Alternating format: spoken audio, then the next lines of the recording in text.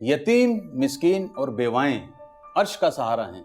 आप लोग इनके सरों पर हाथ धरो।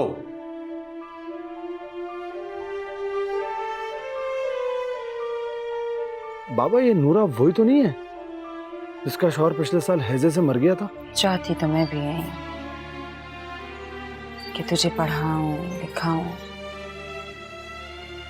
लेकिन मेरे पास पैसे नहीं। अल्लाह रब्बुल इज्जत मुझे बख्श दे। अरे बोलो ना, बोलो बेटा। वो कह रहा था तुमने इसकी माँ को प्यार का रुक्का भेजा है।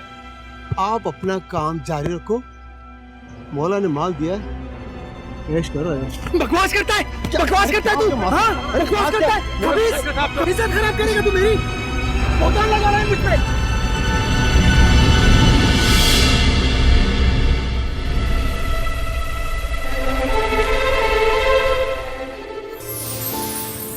देखिए बोलते अफसाने हर जुमे की रात 8 बजे सिर्फ TV1 पर।